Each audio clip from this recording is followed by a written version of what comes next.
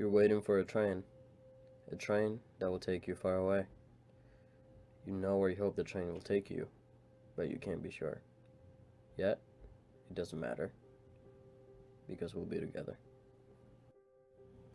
Dear Max, I've been thinking a lot about us, about where we left things, and whether or not we will ever be able to pick them back up. I've been thinking about the cold. You know I've always hated winter. I told you it makes me feel like I can't breathe, but I remember that our first winter together was the most blissful of my life. I felt like my lungs would never run out of air with you breathing into them. And how could I ever shiver when your jacket was around me?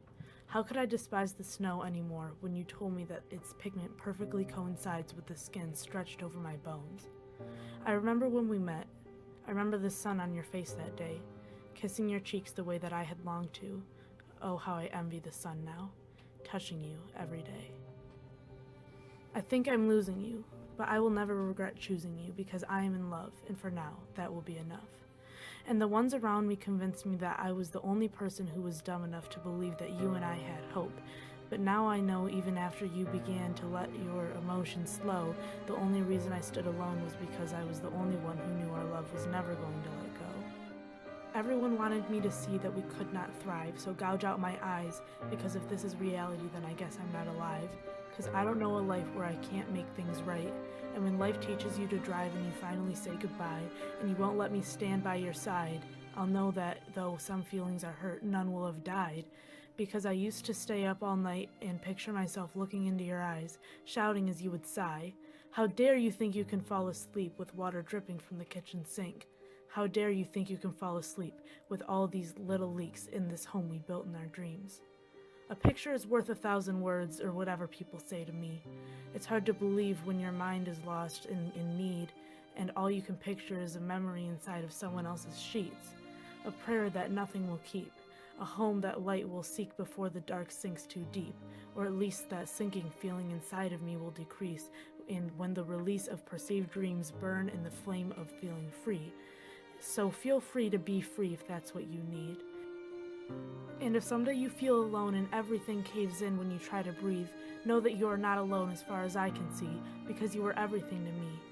Through this I have realized that if I were God, we all would have just died, because darling, you were mine and now I feel so dead inside. And what good am I if all I can create is a projection in my own mind, a dream of finding time to remind you that I'm still here and I'm not fine. And darling, if you're going to leave, just remember who you are and do what you can to remember me. Maybe someday we can talk about our past and we can talk about the weather. Whenever you leave, I don't care what I'm remembered for. I just want to be remembered. Remember that song? You showed it to me on our 8-month anniversary. That day I fell in love with that song. That day I fell in love with you. Missing you comes so easily to me. It feels natural. It feels automatic. No second thought required. Missing you is wired into my DNA. It's a constant cloud which paints the world black. Please try to take it away. Please come back. You could be my weatherman, clear my skies, save our lives. You could be much more than my weatherman if you're willing to come back and try me once again. You're waiting for a train that will take you far away. You know where you hope the train will take you, but you can't be sure. Yet, it doesn't matter. Now, tell me why. Because we'll be together.